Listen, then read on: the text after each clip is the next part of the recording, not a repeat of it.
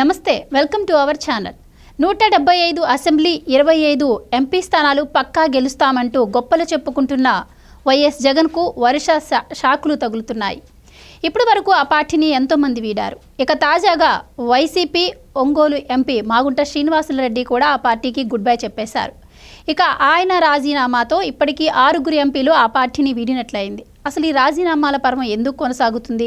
ఇంకా రాజీనామాలు ఉండబోతున్నాయా? ఉంటే వైసీపీ పరిస్థితి ఏంటి? ఈ డీటెయిల్స్ అన్నీ మనతో పాటు మాట్లాడడానికి సీనియర్ పొలిటికల్ జర్నలిస్ట్ సత్యమూర్తి గారు ఉన్నారు. ఆయన అడిగి తెలుసుకుందాం. నమస్కారం అండి. నమస్కారం. వైసీపీని ఎంపీలు వరుసగా పార్టీ వీడుతూ ఉన్నారు. ఇప్పటికే 6 ఎంపీలు పార్టీ వీడారు. సో ఎందుకని అంటారు పార్టీని వీడాల్సిన పరిస్థితి ఎందుకు వస్తుందంటారు?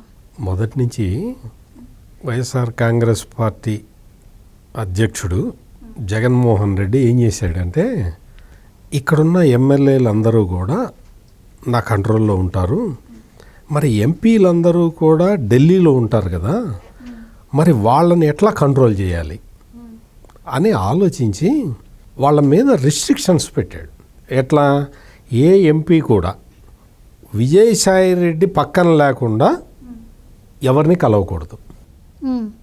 అంటే కేంద్రంలో బీజేపీ గవర్నమెంట్ ఉన్నది, వాళ్ళ ఏదన్నా వాళ్ళ నియోజకవర్గంలో ఏదన్నా సెంట్రల్ గవర్నమెంట్ స్కీమ్ ఏదన్నా ఇంప్లిమెంట్ చేసుకోవాలి. వాళ్ళు వెళ్ళి ఏదో ఒక రూరల్ డెవలప్మెంట్ మంత్రిని కలిసి అయ్యా మాకు ఈ స్కీమ్ ఇవ్వండి అని చెప్పి అడిగితే ఆయన స్కీమ్ ఇస్తే ప్రజలకి మేలు జరుగుతుంది. సాధారణంగా ఎంపీలు చేసే పని ఇది. వాళ్ళకి ఎంపీ లాట్స్ నిధులు ఉంటాయి. ఆ నిధులు కూడా డైరెక్ట్గా వాళ్ళ నియోజకవర్గంలో వాళ్ళ ఇష్ట ప్రకారం చేసుకుంటారు.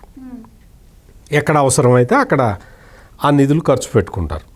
కొన్ని స్కీమ్స్ కానీ అవి కానీ కేంద్ర ప్రభుత్వంలో ఉన్నవి వాళ్ళు ఎంపీలు డైరెక్ట్గా వెళ్ళి మంత్రులతో మాట్లాడుకొని తెచ్చుకునే సాంప్రదాయం ఉన్నది. జగన్మోహన్ రెడ్డి ఏం చేశాడంటే, ఇట్లా ఎంపీలు ఇండివిజువల్గా వెళ్ళి కేంద్రంలో ఉన్న బీజేపీ నాయకులతోటి కలవకూడదు. ఎవరన్నా కలవాలి అంటే ముందు నాకు చెప్పి ఆ తర్వాత విజయసాయిరెడ్డిని పక్కన పెట్టుకుని ఉన్నప్పుడే కలవాలి అని రిస్ట్రిక్షన్స్ పెట్టాడు. ఇట్లా రిస్ట్రిక్షన్స్ పెట్టడం కరెక్ట్ కాదు అని చెప్పి చాలామంది జగన్మోహన్ రెడ్డికి చెప్పారు. చెప్తే లేదు అట్లా ఉండాల్సిందే అన్నాడు. ఈ రిస్ట్రిక్షన్స్ భరించలేక ఫస్ట్ బయటకు వచ్చిన వ్యక్తి ఎవరు అంటే రఘురామకృష్ణరాజు. ఆయన ఈ రిస్ట్రిక్షన్స్ ఏంటి, నేను వెళ్ళాలంటే విజయసాయిరెడ్డిని పిలుచుకొని పోవటం ఏంటి, అంటే నేను ఏం మాట్లాడుతున్నానో నా మీద నిఘా వేస్తారా మీరు, ఇదేంటి నాన్సెన్స్ అని చెప్పి ఆయన ఫస్ట్గా తిరుగుబాటు చేశాడు. ఆ తర్వాత చాలామంది ఎంపీలు ఈ నిబంధన కారణంగా కేంద్ర ప్రభుత్వాన్ని అప్రోచ్ కాలేకపోయారు, ఏ రకమైన పథకాలు తెచ్చుకోలేకపోయారు. దాంతో ఆంధ్రప్రదేశ్ ప్రజలకి తీవ్ర నష్టం కలిగింది. అంటే ఎంపీల మీద జగన్మోహన్ రెడ్డి ఆంక్షలు పెట్టడం ద్వారా రాష్ట్ర ప్రభుత్వానికి రావాల్సిన కేంద్రం డబ్బులు రాకుండా చేసేసాడు. కేవలం ఆయన రాజకీయ కారణాలతోటి. రాజకీయ కారణం ఏంటి? ఎంపీలు వెళ్ళిపోయి బీజేపీ వాళ్ళతోటి ఫ్రీక్వెంట్గా మాట్లాడుతూ ఉంటే వాళ్ళేమన్నా వీళ్ళకి బ్రెయిన్ వాష్ చేస్తారేమో, వీళ్ళు తనల్ని ధిక్కరించి వెళ్ళిపోతారేమో అన్న ఒక అభద్రతా భావం. ఇంత అభద్రతా భావం ఉండాల్సిన అవసరం లేదు.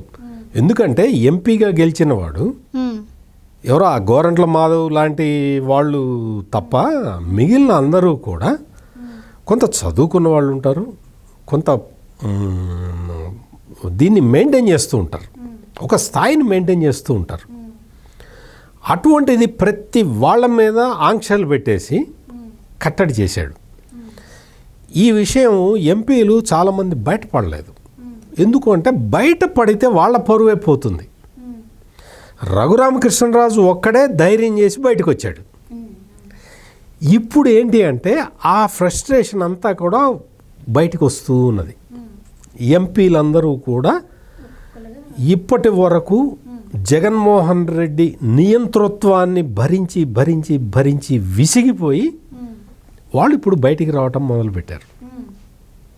మీరు అడిగిన క్వశ్చన్లో మీరు మాగుంట శ్రీనివాసులరెడ్డి గురించి అడిగారు. మాగుంట శ్రీనివాసులు రెడ్డి టాపిక్ చాలా పెద్ద టాపిక్. ఏంటి అంటే ఆయన్ని ఒకసారి తాడేపల్లి క్యాంప్ ఆఫీస్కి పిలిచి నీకు మళ్ళీ టికెట్ కావాలి అంటే నువ్వు 150 కోట్లు డిపాజిట్ చేయాలి. ఓకే. నువ్వు చంద్రబాబు నాయుడిని, లోకేష్ని, పవన్ కళ్యాణ్ని బూతులు తిట్టాలి అని ఫస్ట్ కండిషన్లు వాళ్ళు పెట్టిన విషయం బయటికి వచ్చింది మాగుంట శ్రీనివాసులు రెడ్డి ద్వారానే వచ్చింది. అంటే ఈయన వెళ్ళి మాట్లాడితే 150 కోట్లు డిపాజిట్ పెట్టు, వాళ్ళని బూతులు తిట్టు అని పెడితే ఈయన నేను గౌరవప్రదమైన కుటుంబం నుంచి వచ్చాను, నాకు అవసరం లేదు, వాళ్ళని తిట్టాల్సిన అవసరం లేదు. పాయింట్ నెంబర్ 2, నీకు 150 కోట్లు డిపాజిట్ పెట్టాల్సిన అవసరం లేదు అని చెప్పి ఈయన బయటకు వచ్చేసాడు. ఆ తర్వాత చాలా రాయబారాలు పంపించారు. లేదు 150 కోట్లు వద్దు, 100 కోట్లు పెట్టు చాలు అని ఇట్లా రాయబారాలు పంపించినా కానీ ఆయన మెత్తబడలేదు. ఆ తర్వాత వేరే క్యాండిడేట్లను అనౌన్స్ చేశారు. ఒంగోలు పార్లమెంటు స్థానానికి వైసీపీ క్యాండిడేట్లను అనౌన్స్ చేసేసింది. అయినా సరే ఈయనేమి వెళ్ళలేదు, మాట్లాడలేదు. ఈయన్ని బెదిరించడానికి అనమాట. ఎక్కడో చంద్రగిరి నుంచి ఒక ఆయన్ని తీసుకొచ్చి చెవిరెడ్డి భాస్కర్ రెడ్డి అని ఆయన్ని క్యాండిడేట్గా పెట్టారు. మొత్తం ప్రకాశం జిల్లాలో మొత్తం కూడా వైవి సుబ్బారెడ్డి హవా నడుస్తూ ఉంటుంది. ఓకే. వైవి సుబ్బారెడ్డి అంటే జగన్మోహన్ రెడ్డి బాబాయ్. వైవి సుబ్బారెడ్డి హవా నడుస్తుంది. అక్కడ మంత్రిగా పనిచేసిన బాలినేని శ్రీనివాసరెడ్డికి వైవి సుబ్బారెడ్డికి మధ్యలో తేడాలు ఉన్నాయి. సో ఈ నేపథ్యంలో అక్కడ గ్రూపులుగా విడిపోయి వైసీపీ నాయకులందరూ కూడా ఒకళ్ళు కొట్టుకుంటూ ఉంటారు. ఈ పరిస్థితుల్లో ఎక్కడా కూడా మాగుంట శ్రీనివాసులు రెడ్డి జోక్యం చేసుకోడు. ఆయన ఏమి ఇటువంటి పంచాయతీల్లో జోక్యం చేసుకోవటం, ఈ ఒక గ్రూపులో ఉండటం, అటువంటి పనులు ఆయన చేయలేదు. అక్కడ మాజీ మంత్రి బాలినేని శ్రీనివాసరెడ్డికి ఏమో మాగుంట శ్రీనివాసులు రెడ్డి ఉంటే పార్టీకి ప్రతిష్ట పెరుగుతుంది అని ఈయనకి ఆలోచన. వైవి సుబ్బారెడ్డికి ఏమో మాగుంట శ్రీనివాసులు రెడ్డి అక్కడ ఉండకూడదు అనేది ఆయన ఆలోచన. సో ఆ విధంగా వైఎస్ఆర్ కాంగ్రెస్ పార్టీలో మొత్తం ముఠాలు, తగాదాలు, గ్రూపులు దీనిగా విడిపోయి చివరికి మాగుంట శ్రీనివాసులు రెడ్డి ఆయన పార్టీ నుంచి బయటికి వెళ్ళిపోయే పరిస్థితి ఏర్పడ్డది. ఇప్పుడు ఆయన మాగుంట శ్రీనివాసులు రెడ్డి తెలుగుదేశంలో చేరతాడని అంటున్నారు. మరి రేపు ఎల్లుండో ఎప్పుడు చేరతారో తెలియదు. కానీ చేరితే మళ్ళీ అంటే తెలుగుదేశంలో ఏంటి అంటే ఆయన వచ్చి చేరితే అక్కడ ఎంపీ టికెట్ ఇవ్వటానికి కూడా అవకాశం ఉంది. ఎందుకంటే మాగుంట ఫ్యామిలీ పెద్ద ఫ్యామిలీ కాబట్టి వాళ్ళకి ఒంగోలు పార్లమెంటు నియోజకవర్గంలో వాళ్ళకి ట్రెడిషనల్ ఓటర్లు కూడా ఉంటారు, వాళ్ళ అభిమానులు కూడా ఉంటారు. కాబట్టి మరి తెలుగుదేశం టికెట్ ఇస్తే ఇవ్వచ్చు, మనకి ఇప్పుడే క్లారిటీ లేదు. కానీ ఈయన చేరిన తర్వాతగా పార్టీలో. బట్ ఇక్కడ మెయిన్ విషయం ఏంటంటే ఎంపీలందరూ కూడా సఫకేషన్లో ఉండి వాళ్ళు అసలు మేము జగన్మోహన్ రెడ్డితో కలిసి వెళ్ళము అనేది స్పష్టంగా చెప్తూ ఉన్నారు. ఎవరో ఒకళ్ళిద్దరు ఎంపీలు ఉన్నారు, వాళ్ళు అత్యంత వీర విధేయులు, వీర భక్తులు తప్ప ఏమాత్రం వ్యక్తిత్వం ఉన్నవాడైనా సరే జగన్మోహన్ రెడ్డి నుంచి దూరం జరిగిపోతున్నారు, బయటకు వచ్చేస్తున్నారు. ఇట్లా ఖాళీ అయిపోయిన స్థానాల్లో కొత్త వాళ్ళని పెడదామంటే జగన్మోహన్ రెడ్డి క్యాండిడేట్లు దొరకట్లేదు, ఎంపీ క్యాండిడేట్లు దొరకట్లేదు. ఎమ్మెల్యేలని కొంతమందిని సెలెక్ట్ చేసి వాళ్ళని ఎంపీగా పంపిస్తానని చెప్పాడు. ఆ విధంగా ప్లాన్ రెడీ చేస్తే ఎంపీగా వెళ్ళటానికి ఏ ఎమ్మెల్యే కూడా సిద్ధంగా లేడు. వాళ్ళెవరు మేము గెలవు, మాకు అక్కర్లేదు నీ టికెట్ అని చెప్పి ఎంపీ టికెట్లని తిరస్కరిస్తున్నారు. మొత్తం ఓవరాల్గా ఉన్న రాజకీయ పరిస్థితుల్లో ఎమ్మెల్యేగా గెలవడమే కష్టం ఉంది వైసీపీ దీంట్లో.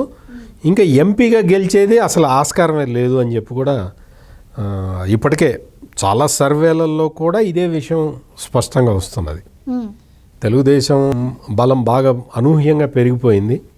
దాంతో జనసేన కూడా కలిసేటప్పటికీ తెలుగుదేశం జనసేన కూటమికి ఎక్కడ ఎదురు లేకుండా అయిపోయింది. ఈ నేపథ్యంలో 3 ఆఫ్ ది నేషన్ సర్వేలు చాలా జరిగినాయి. చాలా సర్వేలలో తెలుగుదేశం పార్టీ దాదాపు 18 నుంచి 20 పార్లమెంటు స్థానాలు గెలుచుకోబోతున్నదే అని చాలా సర్వేల్లో స్పష్టమైంది. దీంతో ఇంకా అసలు వైసీపీకి పోటీ చేయడానికే ఎంపీ క్యాండిడేట్లుగా ఎవరు ముందరికి రావట్లేదు. ఇది అక్కడ మొత్తం ఓవరాల్గా పొలిటికల్ సిచ్యువేషను. ఒంగోలు వరకు కూడా ఒంగోలు బాలినేని శ్రీనివాసరెడ్డి ఇప్పుడే అసంతృప్తితో ఉన్నాడు. మాగుంట శ్రీనివాసరెడ్డి కంప్లీట్గా బయటికి వచ్చేస్తే ఇంకా ఉమ్మడి ప్రకాశం జిల్లాని వైసీపీ ఇంకా మర్చిపోవచ్చు. ఇంకా అక్కడ గెలిచే పరిస్థితులు ఉండవు. Right, thank you so much అండి. Thank you.